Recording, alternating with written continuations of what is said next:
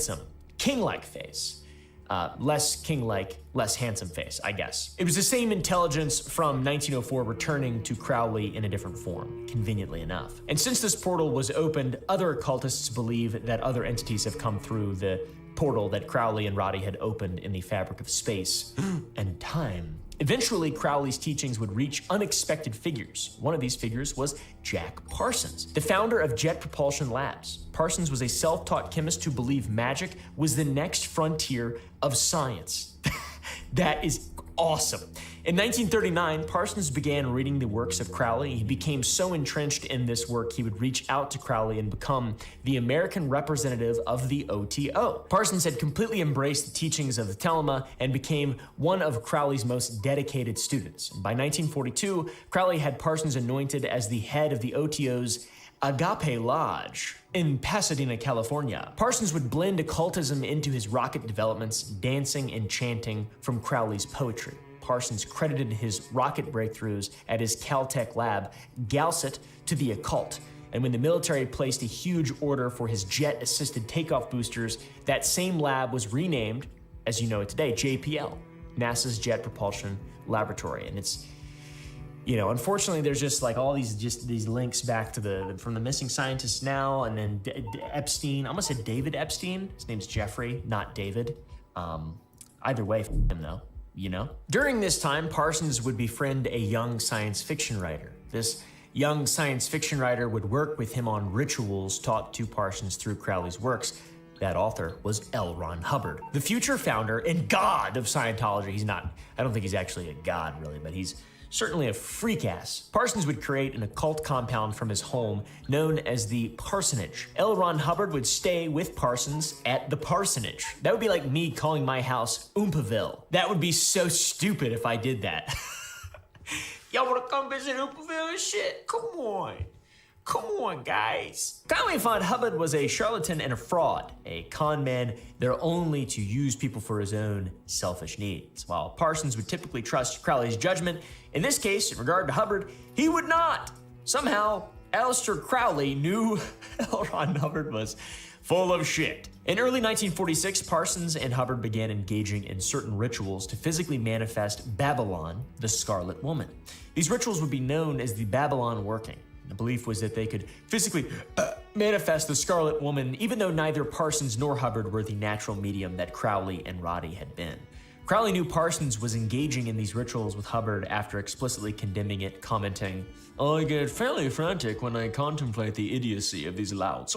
Parsons would hilariously employ Enochian magic, masturbating on magical tablets while listening to Prokofiev's Second Violin Concerto. All the while, Hubbard would be his scribe. I assume, watching the masturbation. After the last ritual of that first phase in February of 1946, Parsons declared Phase 1 complete. He said, "Phase 1 is complete." Upon returning to the parsonage, the red-headed Marjorie Cameron was there waiting for them. Cameron knew nothing about magic, nothing about the OTO or that Parsons and Hubbard had seemingly invoked her to appear to them.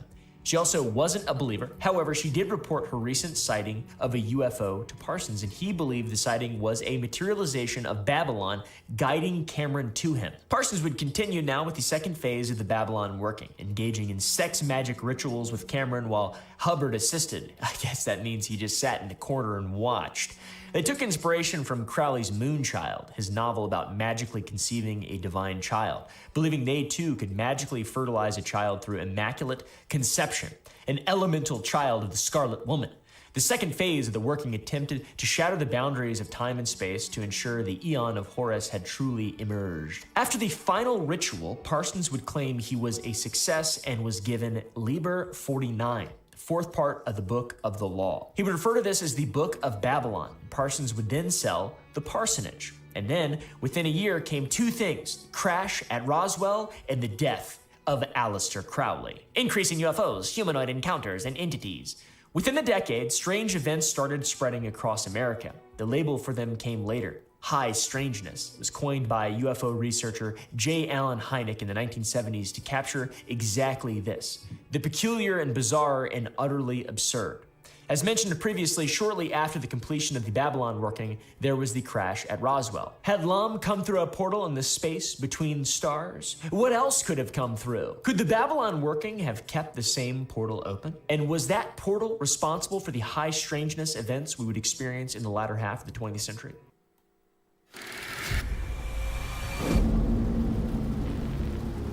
As a Spartan, you are a legend. You promised a brighter future for our people, but darkness consumes you, eats you from within. Every step drowns you deeper in lies. Your lies, and now, Hunter.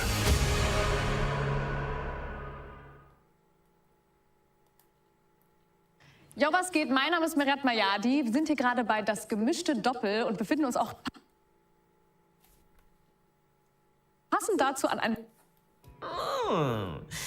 There were a wave of UFO sightings following World War II, when men like Gray Barker, the writer who introduced the Men in Black to UFO lore, began investigating the UFO phenomena. They are confronted with exactly that. This could be a whole other topic, by the way. Maybe it will be. But the Men in Black aren't the alien-fighting heroes that pop culture made them out to be through time, like with the movie Men in Black. Gray Barker would look into the Men in Black phenomena and conclude that these are some kind of entities masquerading as humans, trying to be human and learn from us, like Fringe. John Keel, the journalist behind the Mothman prophecies, would begin looking into the UFO phenomena as well, leading him to his most interesting case in Point Pleasant, West Bagod, Virginia, while investigating the Mothman. He would pen the Mothman prophecies and document his contact with Indrid Cold, the smiling humanoid that he said visited Point Pleasant along with Men in Black, UFOs, and the strange sightings plaguing this small town. Then there was the rash of stranger cryptids unlike things that had been reported before. The Hopkinsville goblins, the Dover demon, the Flatwoods monster. One of Crowley's students, Kenneth Grant, began to examine the connection between Crowley, esoterica, and the UFO phenomena. And his relationship began when he was given an illustration of Lum in 1945, was compelled by it, and believed there was something more there. From 1972 onwards, he began integrating the work of the Telema with ufology. He agreed with Crowley that Lum was a preter-human entity, and that Lum was the way, as Crowley was told, but that Lum was the mask of Aiwas. Through Lum, humanity could better understand the extraterrestrial knowledge granted by Aiwas. Almost in tandem with Grant, a fellow OTO member named Alan Greenfield began folding not just UFOs, but the whole range of high strangeness events into Telema. Greenfield may now be best known for his appearance in Heller, the paranormal docuseries about the recent Kentucky goblin sightings. He is known for studying the occult workings of the Men in Black and what he calls UFO-nauts, which is a hilarious little term. But Greenfield himself is his own character worthy of examination. A wild history of adapting the works of others with the strange and weird, with a large amount of his career working on ciphers, his most famous, the secret cipher of the UFO-nauts, his system for turning any name into a hidden message. I really like that a lot. When people start, reading names, and they're like, this means 7, this means 8, 8 means 9, 5 means 6, 4 plus 3 is 9, plus 5 is 7. When you subtract pee-pee and you add poo-poo, and then you get the nipples on your titties big as the end of my thumbs. I got something between my legs that'd make a dead man come. Oh yeah.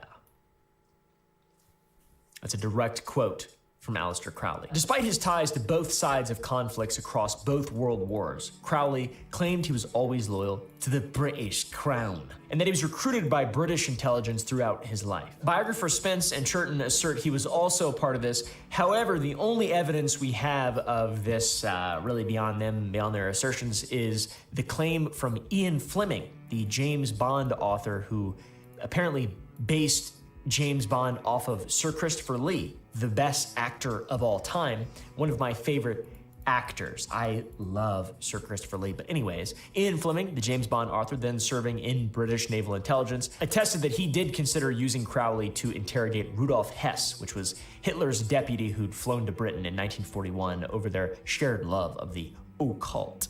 The Nazis loved the occult as well, but Crowley would die the same year the Babylon working was complete, penniless, in shared housing, squandering away his wealth in the pursuit of debauchery and the occult. It was likely the chronic bronchitis that had plagued him for years that finally caught up to him and smashed him on the pavement. After his death, a smattering of students left to carry on the work of Telema. It seems really crazy to me that there's not just like, if this stuff is real, if the occult is real and you actually can have control over your environment and you have like this divine magic and there's just this possibility of all this stuff, why aren't there just like magic people who are just really rich and famous and powerful that do this as well? That was one of those tongue-in-cheek things that I did.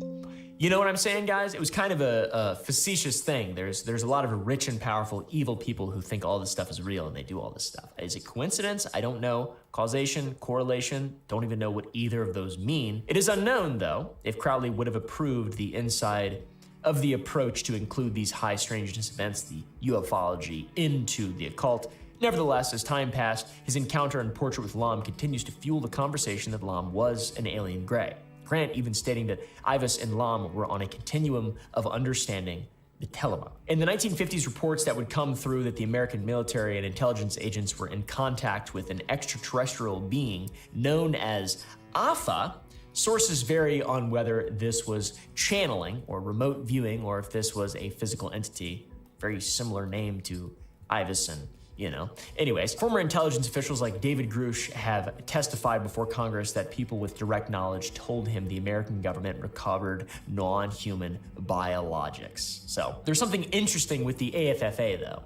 While this is just fringe lore, conspiracies hidden behind the government may be true, maybe not true. If you take the AFFA and you enter it into Greenfield's secret cipher of the UFO knots, the first word you get is Ibis. Greenfield has a body of work looking into the secrets of the Black Lodge in Crowley's novel Moonchild, a cabal of black magicians. You might recognize the name The Black Lodge from Twin Peaks as well, whose co-creator Mark Frost was steeped in occult history himself, later writing an entire secret history book soaked in that shit. And Moonchild ties straight back to the workings. It's the same book that inspired Parsons and Hubbard to try to conceive their own elemental child by jacking off onto magical tablets in front of each other. And if this child exists, if Parsons really did succeed, who is it? They'd have had to have been born at the very end of 1947. Who was born in 1947? I'm not sure. You tell me. Put up some people on screen who were born in 1946, 1948. Crazy. Greenfield has worked on Ciphers of the Men in Black, a historical account of witchcraft, Secrets of the UFO, how UFOs impact alchemy, which is hilarious, and some consider the Men in Black and UFO knot ciphers as some of the most important modern works of the esoteric age. Some people consider them. I don't know. I'm sort of making fun of them loosely because I still think all this stuff is ridiculous in spite of believing it all. I'm very strange guy. I'm a very odd guy. It is really absurd. But man, I tell you what, with all this Epstein stuff, I ain't surprised nowadays. I used to be a mega skeptic, and then I started, okay, well, the Federal Reserve is not, it's just a big lie, and, Alexander Hamilton, the European banks being introduced to the United States of America. Anyways, playing around with the cipher gets some pretty interesting results overall. If you go ahead and plug in Oompaville, you'll get answers like My Ecstasy and Am Above You and Fools of Men. If you put in Caleb, you get Lovely, which is pretty interesting. Plugging in Ibis gets you the sort of answers you'd expect at this point, things like God shall and God will. Contrasting that, putting Lam into the cipher gives you answers like now, God, own, and claws. So Crowley gets answers like, oh warrior, our fools, I hate, my light shed over and shall bring the glory. Crowley and Lam together gets the prophet unto. So think of that what you will, I guess. Put your own name in, see what happens. One of the last things I decided to check out was asking the cipher a question, one that had been in my mind since finding it. Asking the cipher, is Lam a gray? As my eyes drifted across the answers, one stood out immediately. I swear it. Anyways, thanks for watching this episode of the Nonstop PsyOp Podcast. Virtual reality was supposed to change everything. Virtual reality. Virtual reality. Virtual reality. Virtual reality. Virtual reality. They said virtual reality would take over gaming. VR as a medium. Because it's a very progressive and important medium, and it will take over gaming as a whole, in my opinion, once it gets cheaper and more mainstream. They told us virtual reality would be the future. Virtual reality is the future of human interaction. But somehow, the future disappeared as fast as it arrived. VR feels a bit cooked. VR is dying. Unfortunately, as of recently, I think VR as a platform isn't necessarily doing that great. And in fact, you could possibly make an argument that it's dying. The excitement for VR isn't where it used to be. Mark Zuckerberg bet the entire company on the metaverse concept. Today, shares in Meta down 65% on the year. So, what actually happened to virtual reality? Virtual reality wasn't a new idea. People had been talking about VR for decades, long before Oculus, long before Meta. Back in the 1930s, science fiction writer Stanley Weinbaum wrote and drew images about a pair of goggles that could basically transport someone into another world. And honestly, the idea sounded insane at the time, but over the next few decades, people kept trying to make it real. In the 1980s and 90s, companies started seriously experimenting with virtual reality. Nintendo released the Virtual Boy. It needs your eyes.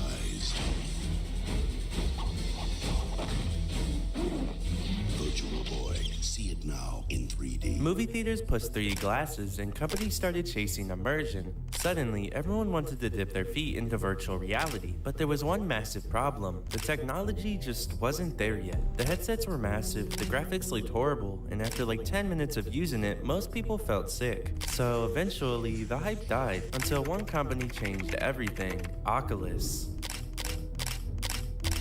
In 2012, a teenager named Palmer Luckey created a VR headset prototype in his parents' garage. My name is Palmer Luckey. I'm an inventor and an entrepreneur.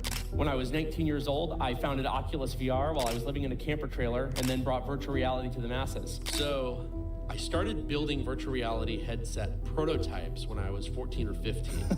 And then I built the first prototype of what I call the Oculus Rift at 16. And then I formally turned it into a company when I was 18, launched the product when I was 19. And because of this, bigger companies started paying attention to the suddenly exploding VR industry. I mean, let's just take a step back here, because with Facebook acquisitions, you know, we heard WhatsApp, like, okay, that makes sense. We get this, and, you know, then there was Instagram, they had this big user base, and then you had this, you know, virtual reality headset, and these people, and everyone's fascinated by it.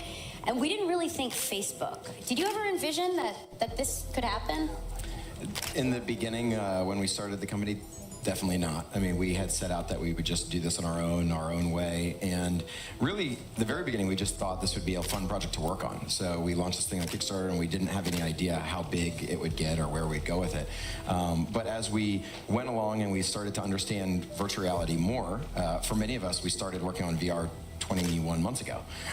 And we had imagined it for so long, but we weren't really working on it, so we weren't studying it. We didn't know what was going to work in VR versus not.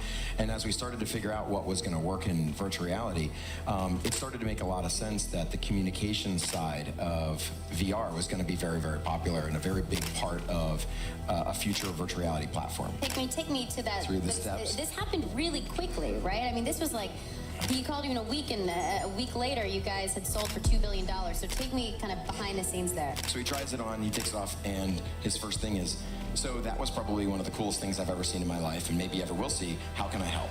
I'd really like to just help you guys. At that point, did you say $2 billion? Well. Or did you say 3 or 1, and it just kind of... We were talking numbers at that time. Okay. We were starting to say, at that point, I think I said, well, I don't know if a Facebook app in VR is really going to be that popular, like a floating window. And and he's like, that's not what I'm talking about. You know, we would like to help you. What other big problems you have? And that's where we dug into Oculus. We need to create an ecosystem, and we need to support the ecosystem with all kinds of infrastructure around profiles and app stores and all those things. There's a lot to build out for a platform like this. And he's like, well, I think we could help with that. You know, we have 1.2 billion active users. Okay, that's pretty good. And so we started to describe the investment that we probably needed to go raise, which is what I joked and said, way above my pay grade. I've never raised $500 million, $1 billion. And he said, well, I think we could help with that too. We tend to make a lot of money. This was a huge deal because Facebook didn't just see VR as some gaming accessory. They believed virtual reality was going to become the future. In fact, in 2021, Mark Zuckerberg announced something that would confuse but change up the VR industry forever. Reflect who we are and what we hope to build. I am proud to announce that starting today, our company is now Meta. Our mission remains the same. It's still about bringing people together. And we are still the company that designs technology around people. Meta genuinely believed the metaverse was going to become the next version of the internet. They wanted people working in VR, hanging out in VR, even living in VR. Companies were acting like we were only a couple years away from living our entire life in VR, but almost immediately, people started making fun of it. Dude, let's be honest. Why this is it's so fucking With annoying. Cambria, we'll be taking this to the next level. Like, I would genuinely say, I have a $1,000 Valve headset. It is a waste of money. Any VR headset is a waste of money. When VR first came out, it was like, ooh, whoa. And then you realize everything's turbo undeveloped, and the majority of VR games are over-expensive PC games with 20% the mechanic capability. The metaverse just felt like The Sims 2. Like, this felt like you're doing VR of a game made in 2010. Mark Zuckerberg has doubled down on this commitment to the whole metaverse thing, which they've continued to pour tons and tons of money into. Meta was spending billions trying to make virtual reality mainstream, but most people still didn't care because at the end of the day, they didn't want to wear a headset for hours, and they definitely didn't want to replace real life with the digital world. It looked like virtual reality had already failed. And then came 2020. More than 80 million Americans now told to stay at home. For now, the only way to protect yourself and your family from this disease is to stay at home. The world shut down, and somehow that ended up being perfect for virtual reality.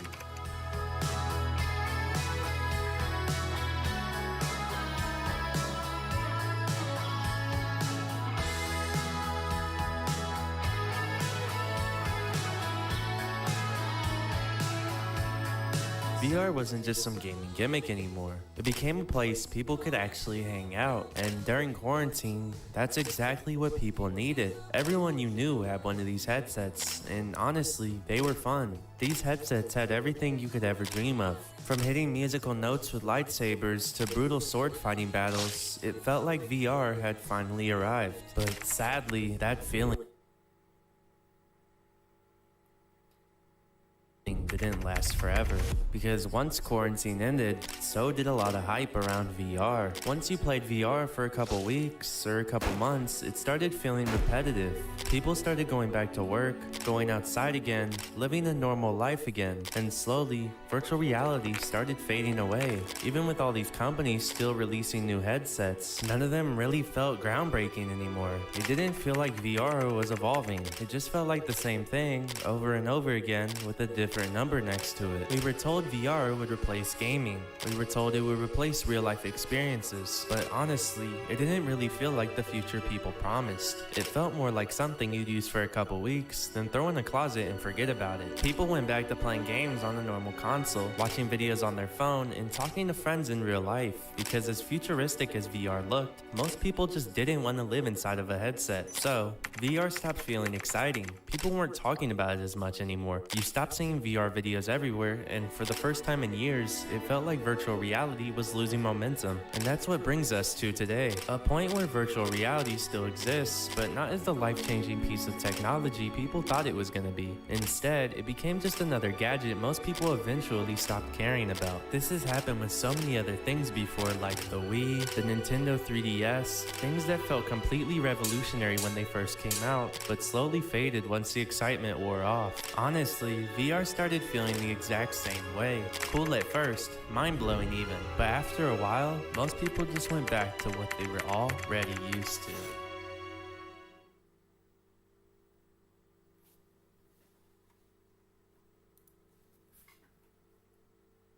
Deutschland ist Reiseweltmeister. Keiner reist so viel wie wir. Darum gibt es jetzt die Reiseweltmeister-Deals für Ihren Mietwagen. Aber nur, wenn Ben mit dem Ball ins Auto trifft. Volltreffer! Bis zu 24% Rabatt auf Ihren Mietwagen. Gibt's nur in der App. Check24. Hier check ich alles.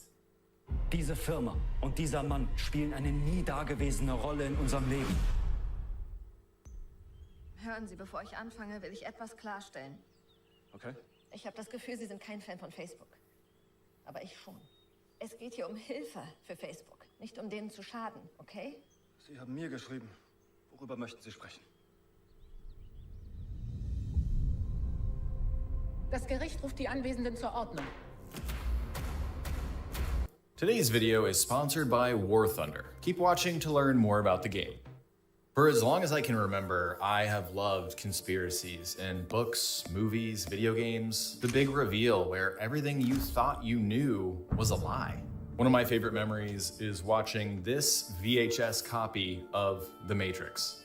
Look how dusty it is. I was sitting on the floor of my bedroom eating a bowl of Kraft mac and cheese. It blew my mind when I discovered that Neo's world wasn't the real world. There's a story within a story, another layer that's peeled back, revealing the truth. And the truth is this dark, dystopian reality where the world as we know it does not exist. Probably too dark for a 6 or 7-year-old. The Matrix is what made me fall in love with sci-fi and conspiracy, which is why when Assassin's Creed came along, I knew it was meant for me. Today we're going to dive into the deep, very dark conspiracy theories of this series. We're talking about the truth puzzles from Assassin's Creed 2, solving ciphers to uncover secret letters between world leaders, grand plans that supposedly took place throughout history, bloody writing on the walls of a prison cell, symbol.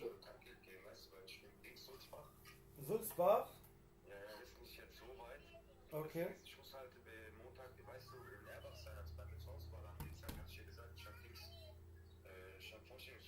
Ja, Mann. Ja, ich check, ja.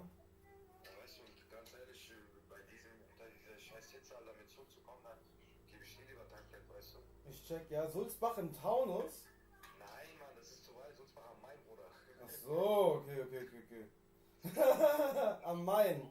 Bruder, ja, Main, das ist kurz vor Aschaffenburg, also nicht mal in Aschaffenburg, Bruder. Hä, das ist hinter Frankfurt, oder? Nee, Sulzbach wieder. Nein, Bruder. AMK, ja, tut mir leid, Digga, mein Programm. Ja, bei Aschaffenburg, ja, ich check, ja, Großostheim, Großwaldstadt, Elsenfels. Guck mal, wenn du sagen würdest, Bruder, ich hab morgen keine Zeit, dann kannst du mich auch sogar heute abholen, Mann, wenn es geht. Yeah, würde dir heute Abend noch passen oder muss es heute sein? Bruder, das kann maximal sogar bis morgen sein. Nein, Bruder, lass es heute machen. Guck mal, ich erkläre dir meinen Plan. Ich treffe mich gleich mit dem Kollegen, ich check mit dem ein paar Sachen ab, wir gehen ein bisschen zusammen hustlen, ne? Da bin ich in Umstadt und dann ist es nicht mehr so weit nach Sulzbach und dann könnte ich von Sulzbach, muss ich ja eh heim in Odenwald und dann will... Ich muss ja auch mal links selber, weißt du? So, genau. Und dort ist zu dir ist ja nicht mehr... Weißt du? Ja, Mann. Weißt du? Easy, Bruder, genau, ich würde dich nur einfach mitnehmen, wenn ich dann selbst einfach... Das wäre sehr nett, Bruder. Ja, okay, Bruder, dann sag mir Bescheid, je nachdem, weil du kannst mich auch um 10 Uhr morgens, 22 Uhr, kein Problem. Perfekt, ja, ich würde dich auf jeden Fall immer auf dem Laufenden halten, weil ich muss jetzt hier noch ein bisschen was schneiden, arbeiten und dann... Alles gut. Und dann... Aber ich weiß Bescheid, Bro, ich vergesse dich nicht und ich weiß auf jeden Fall, dass ich dich dann in Sulzbach hole. Ich werde dich einfach später nochmal anrufen. Ja, genau. Kurz nochmal die Adresse schicken, okay? Ja, Mann, top, machen wir so. Okay, Bruder, das wäre sehr nett, Bruder. Yes, sir. Wunderbar, Bobby, machen wir so. Okay, alles klar, Bruder. Bis dann, Bruder, bis dann, ciao. Ciao.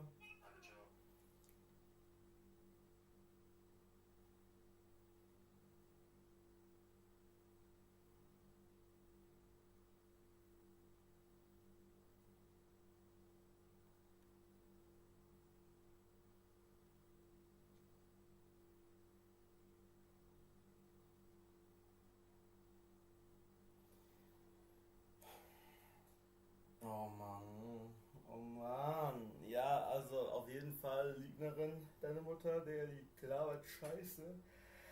Aber ich weiß natürlich, wie schwer das ist, sich davon nicht beeinflussen zu lassen. Vor allem, wenn es halt einen doch irgendwie beeinflusst, so, ne? Aber ja, Mann. Es tut mir so leid, das ist echt Abfuck und so nervig und so asozial. Es ist einfach asozial, Digga, sagen wir es mal ehrlich. Es ist einfach so dermaßen asozial, so drauf zu sein und god damn. Also ich weiß gar nicht, was ich dazu sagen kann, so es ist einfach messed up und ich wünsche dir einfach viel Kraft. Ich hoffe, dass du das irgendwie gut ausblenden kannst oder irgendwie, ich weiß nicht so nah nicht rankommen lassen kann. Aber ja, Digga, check dieses Auto auf und dann mach dein Ding. Und ja, Digga, du bist zum Glück nicht mehr für immer mit dir in Kontakt und wirst du nicht mehr immer sehen. Ich sag dir ehrlich, No Contact ist wahrscheinlich das Beste für dich, wirklich. Kontaktabbruch, einfach so ein eigenes Ding machen, einfach einen Cut machen, weil das ist ja nur Negativität, Mann. Echt geisteskrank. Ja, Digga, die Sache ist halt, mit solchen Leuten zu diskutieren oder zu reden oder irgendwie auf einen Nenner zu kommen, bringt halt nichts. Also die wollen ja gar nicht auf einen Nenner kommen. Die sind ja längst nicht weit genug, dass sie irgendwie sagen könnten, hey Digga, du musst ihr Haus aufräumen und dein Stuff da unterbringen. Warum hast du, hey, du hast doch eigene Wohnungen, du hast doch eigene Bude, Digga, alles zu dir. Dass du nie wieder irgendwas von ihr irgendwie holen musst, so auf den. God damn. Ja, ich guck böse, wenn ich angestrengt bin, aber ich bin nicht böse, ich bin immer nur angestrengt. Aber god damn, Alter.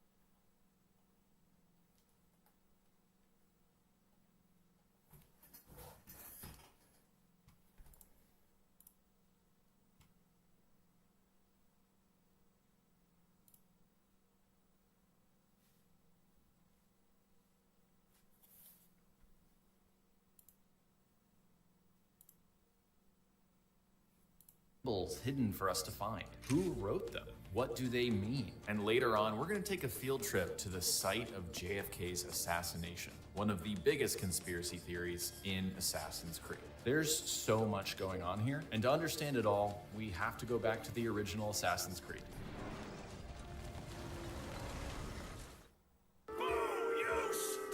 Silencio, my friends. Silencio. I gotta say, I really hate it when people say you should just skip the first game in the series. It's old and repetitive. The controls are clunky. You're better off just starting with Assassin's Creed 2. If you believe any of these things, guess what? You are now trapped in Abstergo's labs. I'm holding you hostage, and as my captive audience, I will guide you. By the end of this video, I promise you, you will appreciate Assassin's Creed 1 more than you did before. The story of Assassin's Creed starts with Desmond Miles. He's kidnapped off the street and wakes up in this cold, sterile office space, gasping for air. He finds himself strapped to this super advanced machine, something he's never seen before. He has no idea what's going on. These kidnappers want something from his head. If he doesn't help, they'll put him in a coma and kill him. Fußball ist ein geiler Sport. Warum? Weil es klare Regeln gibt. Genauso ist es, wenn sich Jugendliche bei TikTok anmelden. Bei TikTok gibt es nämlich von Anfang an über 50 voreingestellte Sicherheits- und Privatsphäre-Einstellungen für Jugendliche. Fair Play also. Hey, das ist im Aus.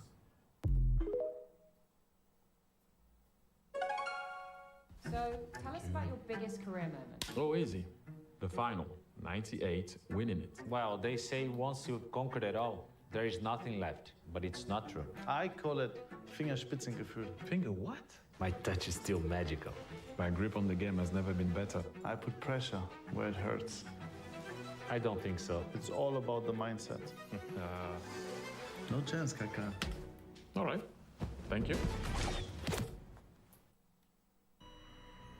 I don't know about you, but being kidnapped is one of the most terrifying things I can think of happening to me. Everything from my life ripped away in an instant. The plot of this game feels like a horror movie. Every single detail here is meant to make you, the player, feel uncomfortable. The main theme on the title screen has this unnerving, droning sound. The hum of the lab where you're held captive pounds in your ears. The way the camera is fixed and lets you rotate between different angles during cutscenes. All of this adds to a feeling of tension and unease. Switching back to Desmond's perspective, we see what it's like to be strapped into this machine. It's a claustrophobic feeling, like you're at the dentist getting a tooth pulled. One of your captors introduces himself as Dr. Warren Vidic, and he explains how the machine works. Basically, our DNA contains the genetic memories of our ancestors, and the Animus lets us experience them, which, out of context, that sounds awesome. Like when Neo gets hooked up to the Matrix and Morpheus loads programs to train him. He learns Kung Fu, how to jump across buildings, how to dodge bullets. God, I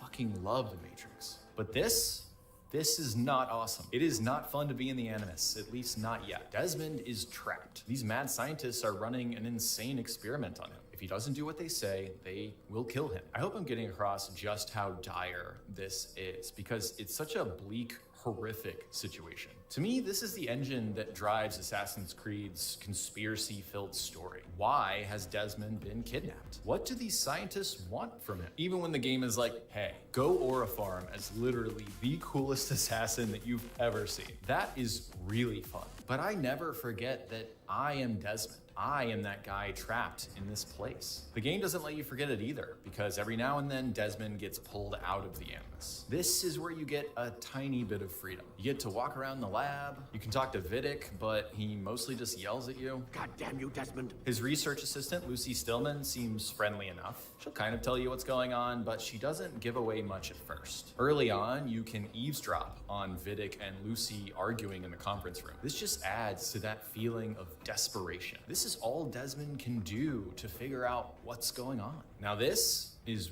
really cool. It's completely optional and easy to miss, so pay attention. At one point, Desmond notices that someone's been in his room. They left an access code, which lets you unlock your bedroom door and snoop around the lab at night. There's not much you can do, but I did find this glowing pen on the Animus. I thought maybe this would unlock the Abstergo computer, but turns out you need a password for that. This is that tiny shred of hope, a lingering feeling that maybe this will work out. But who is helping you here?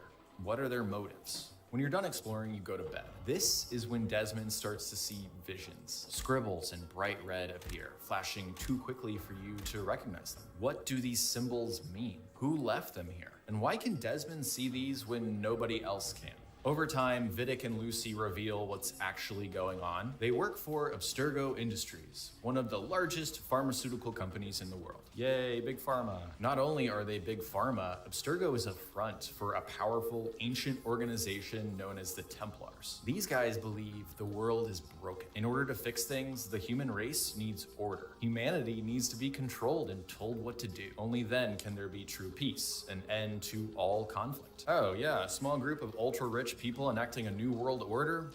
Sounds familiar. The Templars are pretty much this game's version of the Illuminati. When I was researching for this video, I found out that the real Illuminati is actually pretty cool. It was a small secret society in Bavaria that opposed ideas like superstition, prejudice, and religious influence over public life, while also promoting education and gender equality. And they probably did it while guzzling down ales in the tavern. All I'm saying is, if you're out there, Illuminati, reach out. Write a triangle with a piece of chalk on a park bench or something like that. I want to join you. The Templars of Assassin's Creed, though, are very different. They are based on the scary Illuminati that we know from movies and memes. The idea that there's some shadowy cabal working behind the scenes, pulling the strings and controlling everything that happens in the world. Abstergo wants us to believe that they are in control. What we think we know about history, the stuff they teach you in high school, that's not actually the truth. The conspiracy of the Templars and how they influenced history, that's what captured my imagination as a teenager. I was swept up by this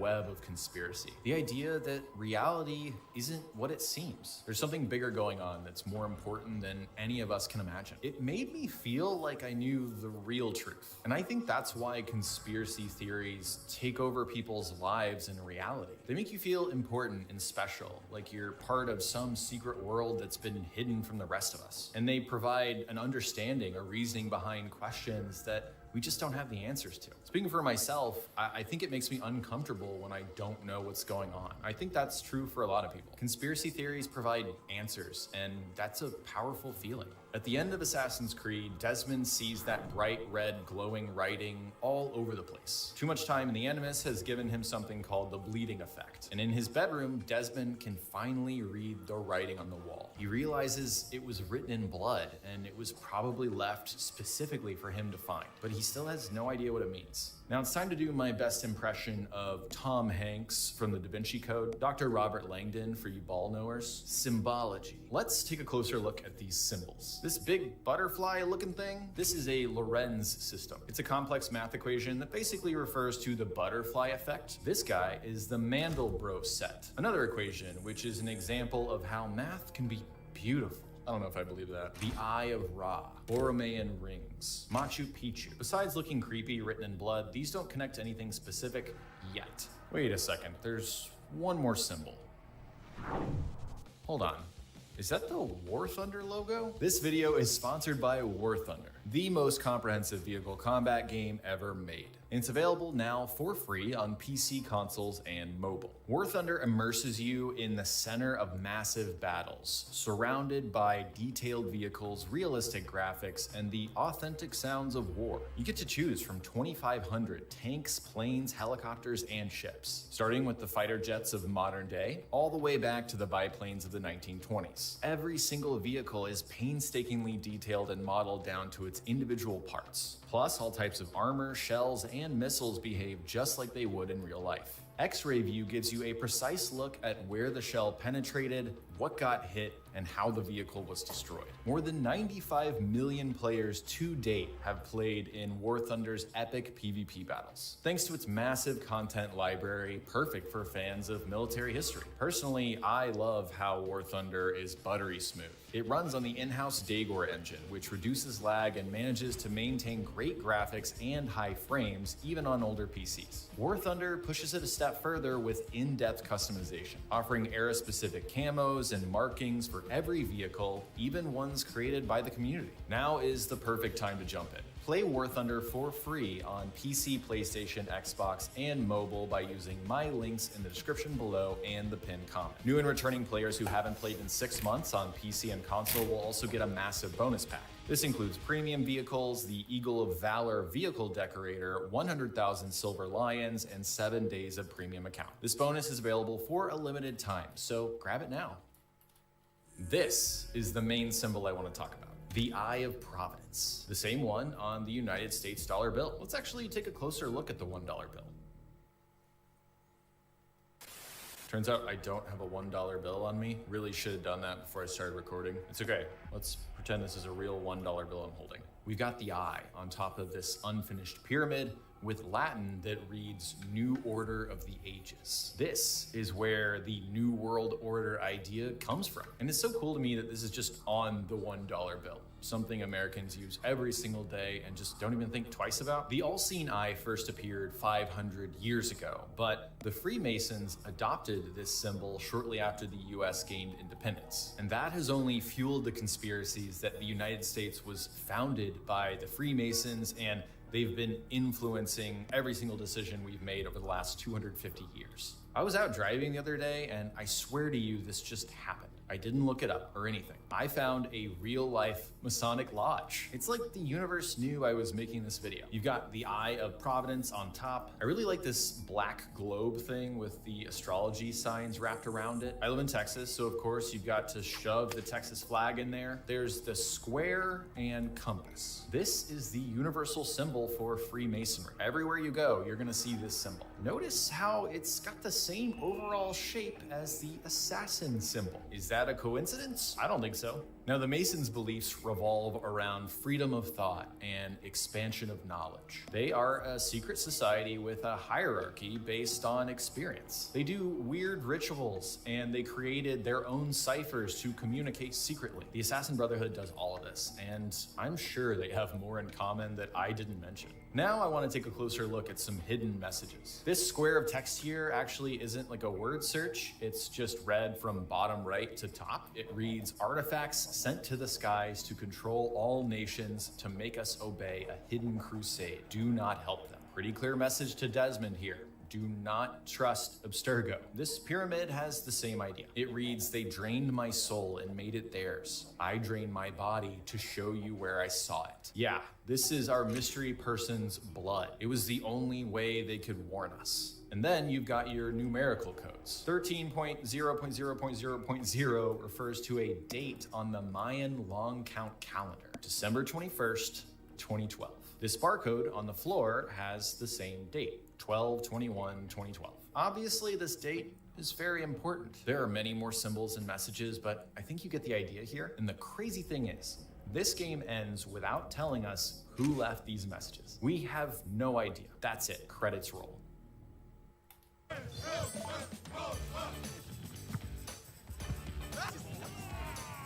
Check 24 Reise-Weltmeister-Deals. Triffst du diesen Koffer, gibt's 1.000 Euro Cash auf die Hand. Und jetzt suchen wir Leute. Im besten Fall habt ihr die Check 24 App auf dem Handy. Ich hab die Check 24 App auf dem Handy. Habt auch schon mal was mit Reise gemacht? Wir sind noch da. Check. Mitkommen bitte. Bleib rein, das ist gut. Hier, dein Handy. Ja, jetzt. Hey. Zufrieden trotzdem? Ja, ist unser Traum, das ist okay. Ja, das ist okay. Der hat höher gespielt. Was machen wir mit 1.000 Euro, wenn du gewinnst? Versaufen. So, gehst du mit, ne? Triffst du den direkt, gibst den Taui. Bau auf die Hand. Auf die Kralle? Auf die Kralle. Paul, der Druck ist groß. Flanko!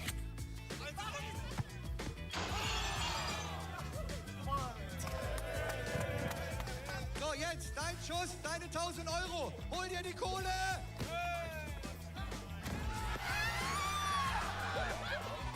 So, 1.000 Euro, Katharina. Aber kommt alle ins Bild. Jetzt wird gefeiert. Ekstase auf Mallorca, meine Damen und Herren. Was machen wir mit 1.000 Euro? Ich gebe meinen Mädels halt einen aus. 1.000 Euro! Jetzt die Frage, bist du ein guter Kicker? In der Kreisliga vielleicht schon. Dein Schuss, deine 1.000. They ask you how you are, and you just have to say that you're fine when you're not really fine, but you just can't get into it because they would never understand. Wir sollen alles geben für die Mannschaft.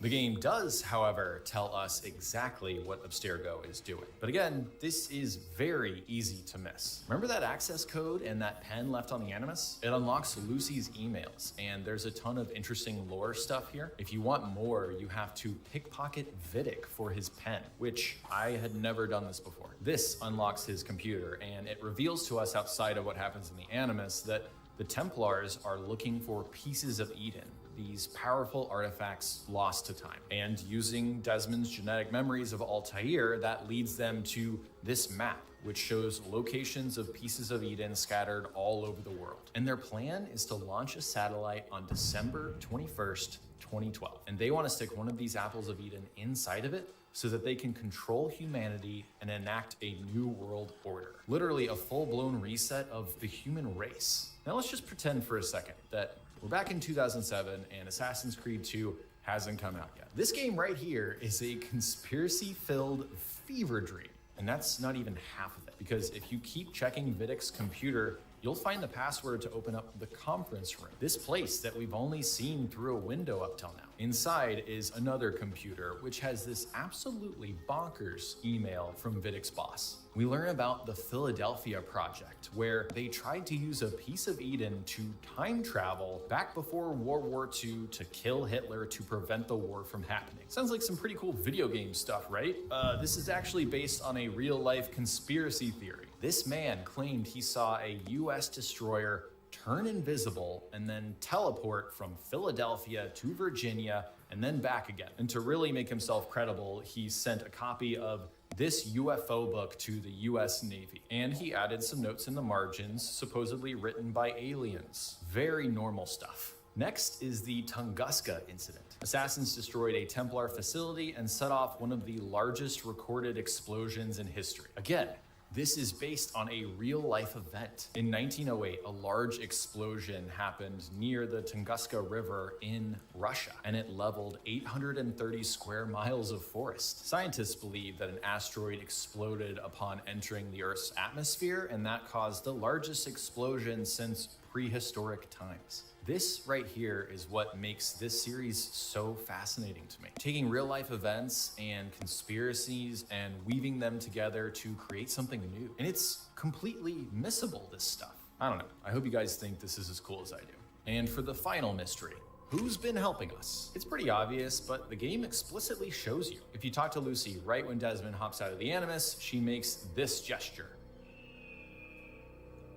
She left the access code. She left the pen on the Animus. She's an assassin, and she's been helping us the entire time. This isn't much of a mystery if you played the games before, but like I said, at the time, this was lightning in a bottle. You could even find this email of her requesting backup, and the assassin's reply is hidden in this fake spam email. They say, "We'll be there soon." Again, this is so cool to me. Most people who played this game didn't find this. They're not gonna find it. So it feels like the developers really reward you for digging deeper. When I started working on this video, I thought Assassin's Creed 2 was where all the juicy conspiracies were, but I hope you see now that the original game deserves recognition. We would not have the crazy conspiracies we're about to talk about if not for the foundations laid by the first game. The glyph puzzles of Assassin's Creed 2 scared the shit out of me, even as a 14-year-old. I remember staying up late on school nights and having to stop myself because I couldn't handle it. Even though I was scared, I couldn't resist. The mystery hooked me. I had to do all of the puzzles. I had to know what it was telling me and who left it behind. I needed to know the truth. Where the first game feels dark and desperate, Assassin's Creed 2 kicks off like a full-on action movie. Desmond is no longer a prisoner. He escapes captivity and he teams up with the assassins to stop the Templars in the coolest warehouse hideout you've ever seen. Seriously, I dreamed of living here as a kid. Look at this massive TV and all the natural light pouring in. It's just the coolest. Now this is where the Animus gets fun. Just like Neo in the Matrix, Desmond plugs into the machine and learns new skills. Pretty quickly, we find a strange symbol in Ezio's memories. It's completely out of place, clearly not existing in history. Turns out it's a bit of computer code placed inside of the program for us to find by the same person who wrote those bloody messages in the labs. steps. This is where our mysterious prisoner from the first game is finally revealed. He calls himself Subject 16. They call me Subject 16. He speaks in what feels like riddles, fragmented thoughts, kind of like his brain is scrambled. He has evidence that history, as we know it, is a lie. The video is locked behind these glyphs. We have to track them down across Renaissance Italy and unlock the files to uncover the truth. It's this sci-fi conspiracy treasure hunt, basically a mix of National Treasure and the Da Vinci Code. If you've been paying close attention, you might recognize these symbols. That's because almost all of them were painted in blood in Assassin's Creed. Those symbols weren't nothing. 16 has been giving us specific clues all along. Unlocking one of the glyphs shows you this. Oh, wait, hold on. Did you miss it? Let's go ahead and play it again. Yeah, that was it. Each clip is like 200 milliseconds long. Naked people running and jumping. What in the world is this? You really have no clue what to think until you unlock the full thing. And that's what makes it so brilliant. Each time I came across one of these, it gave me that small drip feed of information, another tiny piece to the overall picture. And I could only imagine what I was looking at and what it was trying to tell me. Now, the full truth video is fascinating. In a lot of ways, it leaves you with more questions than answers. The video takes place in BCE. Two figures escape a technologically advanced city from the past. They call each other Adam and Eve. And in their hands is an apple, just like the one we found in Assassin's Creed 1. At the very end, binary code flashes, and it spells Eden. This blew my still developing teenage mind the first time I saw it. I didn't grow up religious. We didn't go to church, and to be honest, I've never read the Bible. But like most people, I knew about Adam and Eve, the apple of Eden, the fall of man, the original sin. Assassin's Creed takes these core beliefs of Christianity and uses them as the basis for its lore. And when you step back and think about that, it's kind of a wild choice. I'm not sure I would have done that. It makes sense why the game says it was made by a team of people with varying beliefs. It's provocative, and it absolutely captivated me. It felt wrong. Like this game was going out of its way to offend. Maybe that was just what I thought as a kid, but maybe it was. And I liked that. I liked the feeling that I was playing something that might offend people. This is the kind of stuff that was made for edgy teens like me. Now, of course, we could dive deeper, but I don't really want to talk about the first civilization or the doomsday plot in this video, even though I love that stuff. Don't get me wrong, this video is already long enough. Maybe we'll do another video. If you guys really like this one, tell me in the comments below and I'll make it. Well, the truth is, this bombshell reveal, the glyph puzzles are where the conspiracies really shine. Taking real historical events from the not-so-distant past and saying, what if this is really what happened behind the scenes? And it really helps how creepy these are. Just like the first game in the Animus, you have this deep, dark, droning music in the background. Subject 16's voice echoing from within, clearly in pain. And it's all in front of this dark, abstract, moving background. There's also something deeply unsettling about old photographs and paintings. I think it's how they transport us into the past in a way that feels unreal, like outside of reality. The sounds, the visuals, everything about this drives home the feeling of secret and conspiracy. The puzzles start simple.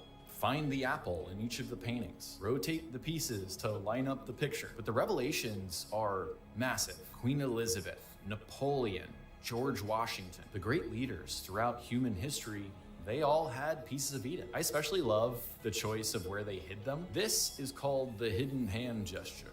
It's like this. This was a popular pose for portraits at the time. But of course, Assassin's Creed takes that history and rewrites it to say this is where they were holding their pieces of Eden. Our buddies, the Freemasons, they also use this. The puzzles continue, now using real photographs from history. There's nothing that makes me feel more like I'm uncovering secrets than looking at old black and white photographs and flipping on the infrared. The puzzle turns into this dark room where you're using a scanner to locate pieces of Eden. Franklin D. Roosevelt had an apple. Harry Houdini. Gandhi too. But that's not it. Within these photographs are hidden messages encoded by ciphers left by Subject 16. I hope you like cryptology. If someone is a crypto analyst or cryptanalyst, whatever, please correct me if I'm wrong on any of this. But get ready, because this is really cool. Let's take a look at this blackboard.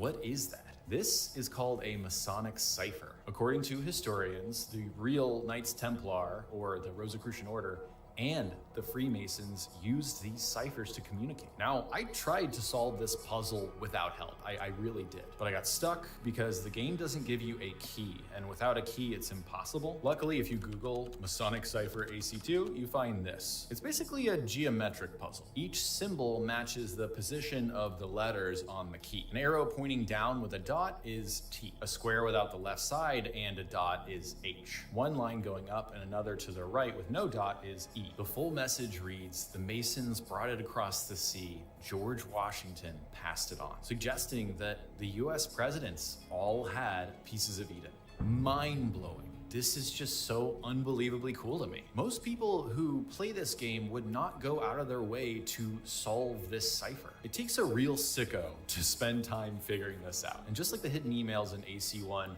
the developers went out of their way to hide this stuff in the game for people like you and me to find out. It's just amazing to me. The next set of photos contain different ciphers. In this picture of France during World War II, we have what's called a hexadecimal cipher. Now, I'm gonna be honest, guys, my brain does not work like this. I can do the visual puzzles, but the second you ask me to do math, that's where I draw the line. Again, check the comments below. I'm sure there's someone smarter than me who can explain it through the magic of Google. This translates to Antikythera mechanism, which is the oldest known analog computer in real history. The next picture is of South Carolina, taken during the American Civil War. And this is what's called a Caesar cipher. Whoa there, big fella. Actually, that is not a Caesar cipher. This is what's called ASCII encoding. And this is how it works. We're given A equals 65. This isn't a key, it's more of a clue. If you look up an ASCII chart and find the decimal column, you'll find that 65 equals capital A. So all you have to do is line up the numbers in the puzzle with the chart and you've found your solution. Fully decoded, the message reads, "Ancient city,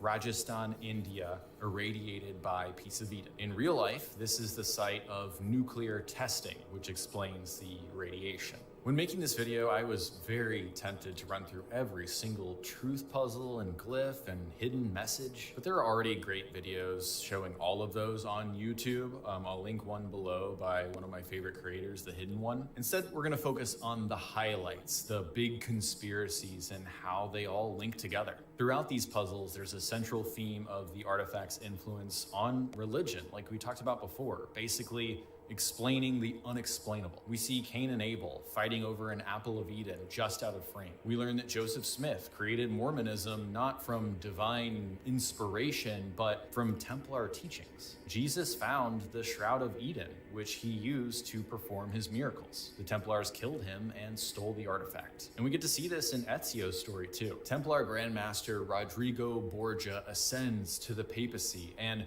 uses the Staff of Eden to control the hearts and minds of men. Again, this stuff fascinated me. It also touches on the theory of evolution and the origin of species, where we come from. The Templars were so afraid of the truth and what that revealed that they actually placed bones in Ethiopia to bridge the gap between man and ape. You see this in this disturbing bone-cracking puzzle where you take a piece of Eden and use it to manipulate a hominid skeleton into a Homo sapien skeleton. It's just so cool.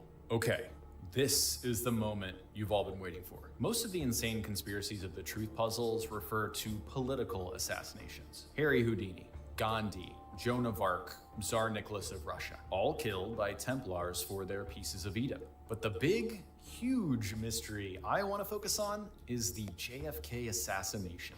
This is the first file puzzle, which of course is locked behind a cipher. Well, it looks like something new. This is actually another version of the Caesar cipher. The key is hidden in the picture. So this one says 6 equals 1. So you line that up and you've got your password. Before we unlock it, let's look at these black and white pictures. A portrait of Lee Harvey Oswald, the real person who did assassinate JFK. Or did he? Jackie Kennedy walking with LBJ after her husband was murdered. You've got the motorcade, the 6th floor of a nearby building where the shooter shot him. What really happened here? There's a reason this is called the mother of all conspiracies. People have written 1,000 to 2,000 books on this topic alone. Some of those people believe that Oswald was innocent. Either way, he was shot 2 days later by Jack Ruby, who some believe was in on the conspiracy himself. Others say it was an inside job by the US to get Kennedy out of the way, or a Cold War operation carried out by Russia or Cuba. Most of these arguments say there were multiple shooters. One of them posted up on the grassy knoll. Let's take a closer look at the grassy knoll. No, I mean a closer look. I live 20 minutes away from Dealey Plaza, the place in Dallas, Texas, where JFK was assassinated over 60 years ago. So I decided to go there in person. Dealey Plaza is in downtown Dallas. Here's a view of me driving towards it. Walking up, there's a massive monument dedicated to this event. You've got these really cool plaques that give detailed descriptions of what happened, plus this map of the motorcade's path and all of the important points of interest. The first thing I came across was the 6th floor of the Texas School Book Depository, where the assassin Lee Harvey Oswald fired from. It's really cool to see this angle side by side with the photo in the truth puzzle. It makes it feel even more real. This building is a museum now, and I actually took a field trip here in middle school, probably 20 years ago now. I don't remember much about it, but I bet I would appreciate it a lot more now. Next, I crossed the street and walked over to the grassy knoll, and I took this video, which is really funny to me because a fire truck blared its horn right behind me and scared the shit out of me. When JFK was killed, there were reports of gunfire from this location. Police rushed to this place and they found nothing. As the first shot was fired, Mary Mormon took a Polaroid of this location, and her picture has been used to develop a ton of theories. The first one is Badge Man. Apparently, this is a police officer firing a gun. It's really blurry. I don't know. This could be the Kool-Aid Man for all I can tell. Another is Umbrella Man, a random guy who opened his umbrella on a sunny day. I'm pretty sure Hideo Kojima named all these guys. Umbrella Man was considered suspicious for several reasons. First off, it was a beautiful day and he brought an umbrella. Witnesses say he maneuvered the umbrella in a specific, suspicious way right as JFK passed by. And conspiracy theorists say this could have been a signal to the shooter to go ahead and fire. Ultimately, Umbrella Man was never pursued as a suspect. But here's the angle he had, which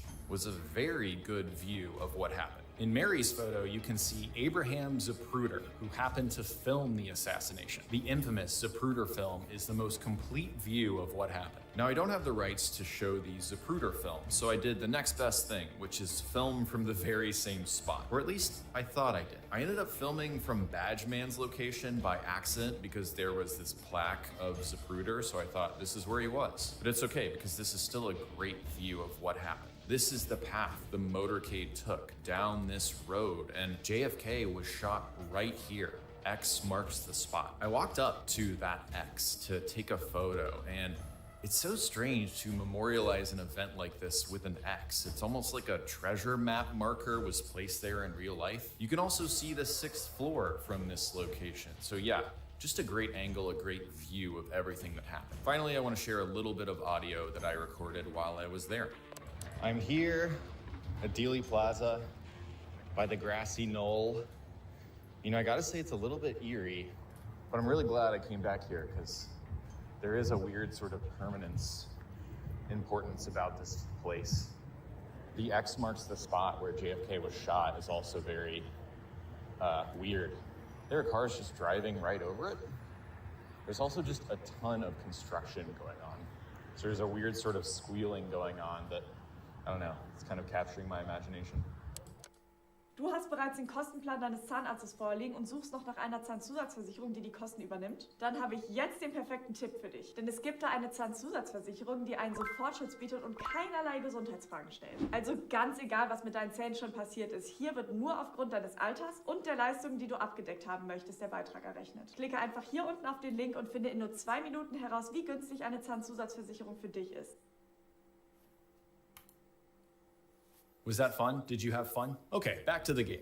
Unlocking the file reveals a letter which details how and why the Templars assassinated JFK. Finally, we have some real answers. JFK had a piece of Eden like every president did, and he wanted to do some good stuff with it. He wanted to pass the Civil Rights Act and give everybody the right to vote. Of course, the Templars said, I don't think so. It's not really part of our world domination plans. So they trained two assassins, Oswald and mysterious person Z. They used other pieces of Eden to create distractions, making a phantom appear on the grassy knoll. And the driver was in on it too. He actually nabbed the apple of Eden after JFK was killed. I just realized this as I was finalizing the edit. Mystery person Z is not a mystery. It's obviously Abraham Zapruder. Of course he was in on it. Absolutely crazy. Just insane. I love it. And the coolest part of this conspiracy is that it keeps going. What were the Templars planning by carrying out this assassination? The answer lies with the Apollo 11 moon landing. And I know what you're thinking. It was fake. The moon landing didn't happen. According to Assassin's Creed, it wasn't fake, but it was a Templar mission. In this photograph of the moon is another Masonic cipher. Using the same key from before, the closed square with the dot is J, the square with an opening on the bottom is O, and the square with an opening on the left and a dot is H. The full message is Johnson was one of them. The bees drone 2. Follow the money. The game actually does follow one of the conspiracy theories, the popular one, which is that JFK was assassinated to install LBJ. Of course, in Assassin's Creed, he was a Templar, and so was Buzz Aldrin, the first man to step on the moon. And they did it to recover an apple of Eden that was on the moon. Just what the fuck? How did it get there? And using the scanner, you can turn this photograph into a negative version, which shows you the Templars insignia on the American flag, and also the Abstergo logo on the lunar lander module. So cool. The next set of conspiracies has to do with the feud between Nikola Tesla and Thomas Edison, which eventually led to World War II. If that sounds crazy to you, it's because it is. Tesla found an apple of Eden in the mountains of Croatia in his youth. He used it to build Wardenclyffe Tower, which was supposed to transmit free information and electricity to anyone in the world. Of course, the Templars were having none of that. Templars never put anything on sale, and they definitely don't do free trials. No free. Edison was a Templar, and he worked to discredit Tesla in the press, which eventually led to him getting his funding for the project pulled. The Templars stole Nikola Tesla's apple of Eden, and of course did some really terrible things with it. Now in real life, Wardenclyffe Tower existed. Here it is on Long Island. Tesla tried to build this thing with the same goals in mind, but his experiment failed. Wikipedia says he was beaten by the inventor of the telegraph, Marconi, and had his funding pulled. Apparently, he also had a nervous breakdown, which led to him abandoning the project. Assassin's Creed also references this, saying the Templars used the apple of Eden they stole from him to mess with his mind. Okay, this is a test. If you've been paying attention, do you remember the Tunguska incident from Assassin's Creed 1? You do. Great. Turns out that was Nikola Tesla. The assassins recruited him to destroy a Staff of Eden, presumably to get revenge on the Templars for what they did to him. Tesla succeeded and set off that massive explosion, destroying a Templar facility. I just love that they continued with that conspiracy from the first game. Like, did they have that plan the whole time, or did they just find that convenient? It was just really fascinating to find that out. So, what happened with Tesla's piece of Eden? Oh, nothing. Just a massive plot to start World War II and enact a new world order. Boring stuff, no big deal. The world knows Thomas Edison as an inventor of the electric light bulb, but he's actually an elephant torturer. This video of an elephant being electrocuted is disturbing. It's perfect for the truth glyph puzzles. The game suggests that Edison staged this and used Tesla's technology, the AC current, to slander him. Now, according to this paper from Rutgers University, like we're talking about real life right now, Topsy the elephant was sentenced to death for being, quote, a bad elephant. How can any elephant be a bad elephant? Oh, he killed a man. Oh, and then she got loose on Coney Island, so they decided to electrocute her. Well, I guess it's better than being hanged. The truth is, Edison's film company was hired to record video of this event, but Edison himself was never involved. Or, I don't know, I think it's more fun to think of Edison as a supervillain like he is in Assassin's Creed 2. Speaking of supervillains, this is where Henry Ford comes into the picture. After shutting down Nikola Tesla and stealing his apple, Edison gave that apple to Henry Ford, and he used it to trick his workers into thinking that they were getting a pay raise when he was actually cutting their wages. Very cool. And when he was done with it, he sent the piece of Eden to H. Now, I will give you 5 seconds to guess who H is. Go ahead, pause the video, comment below.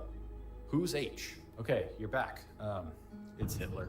Henry Ford was a known anti-Semite, not in Assassin's Creed, in real life. He bought his hometown paper and distributed a manifesto called The International Jew, the world's foremost problem. He blamed Jews for all of America's problems, and he required every Ford dealership to carry this and distribute it to customers. Holy shit! Hitler praised Henry Ford. He called him an inspiration. Hitler distributed Ford's papers in Germany to fuel hatred and gather support for the Holocaust. How did I not know this? I could just be a dummy, but I don't think a lot of people know this. You know, I have a theory, and it's that the Ford Motor Company is still very powerful. I would not be surprised if they went out of their way to hide this in history books. I'm sure they would spend any amount of money to not associate Ford with the Holocaust. Maybe that's my conspiracy brain talking, but it makes sense to me. That took a disturbing turn.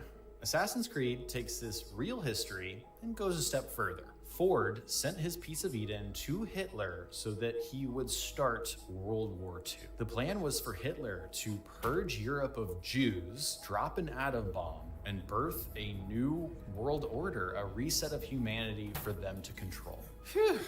Abstergo, they were in charge of the Manhattan Project. Oppenheimer led the team that built the atom bomb, but he didn't know who he was working for. History tells us that Hitler killed himself in his bunker in the final days of World War II. But there have always been conspiracies. The most popular one is that he executed a body double and then fled to South America. There are some reported sightings of people being like, yeah, I saw Hitler, he was there. When I was researching for this video, I came across this image the US Secret Service used to imagine Hitler's disguises. It's pretty cool. In reality, we found dental remains of Hitler in the bunker. He did die there. I'm sorry, conspiracy theorists.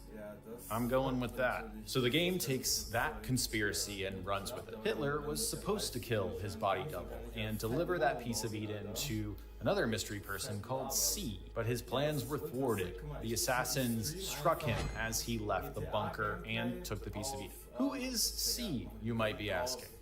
Winston fucking Churchill? I know Churchill is a controversial figure, but who wasn't a Templar at this point? And that is the deep, dark conspiracies, the hidden history of Assassin's Creed 1 and 2. I hope you guys had as much fun watching this video as I had making it. I think this is a core part of why I love Assassin's Creed. This stuff had so much power, so much energy behind it. It was fun. It was absolutely batshit crazy, obviously, but I think it plays on the emotions of things that we deal with today. A story about a secret order of rich, power-hungry people seeking to control the masses and do some really evil shit. I don't know. That feels more relevant to me than ever. Anyways, thank you guys for being patient. I'm really proud of this video. I hope you can tell. I feel like I've learned so much and I've gained a new appreciation for a series that I, really loved already. But it's my goal to make more videos like this, like you're watching now, that you can tell I put effort into, that took me time. And yeah, let me know what you guys thought. Thanks again to War Thunder for sponsoring this video. Don't forget to play for free now on PC, PlayStation, Xbox, and mobile using my links in the pinned comment and description below. New and returning players who haven't played in 6 months on PC and console will also get a massive bonus pack, including multiple premium vehicles and an exclusive vehicle decorator. This bonus is available for a limited time, so don't miss it. Also, let me know if you want to see another video on the conspiracies of Brotherhood revelations in AC3, the Doomsday, that stuff, the end of Desmond's story, because yeah, the story does continue.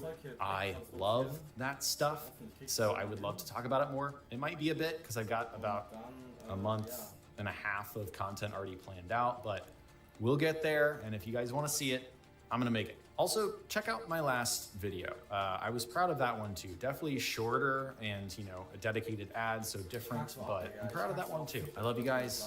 Thank you for watching, and I'll see you on the next one.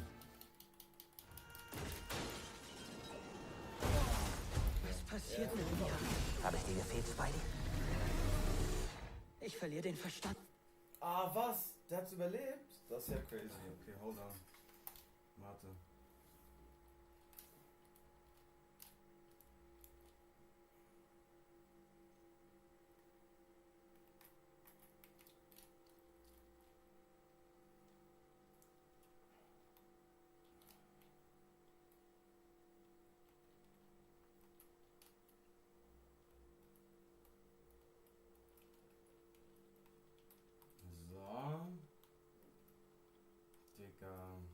Ich sehe gar nichts! Ich kack so ab, ja? Ich kack so ab mit diesem...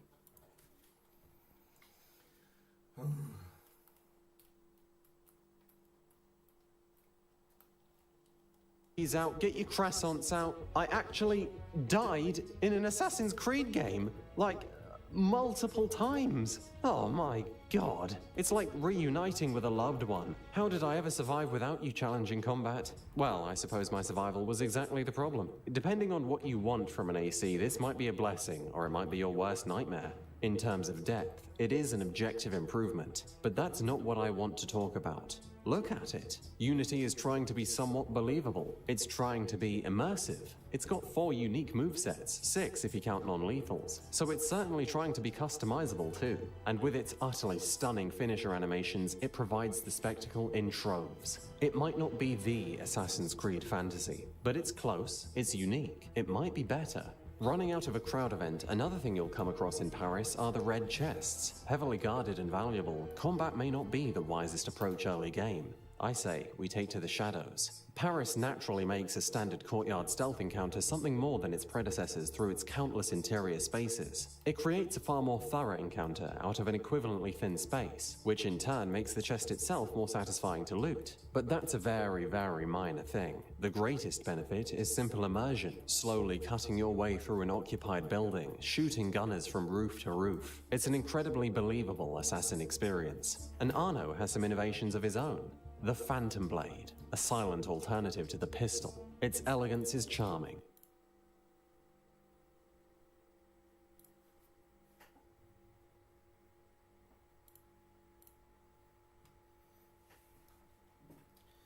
So, sind wir live auf Fortnite.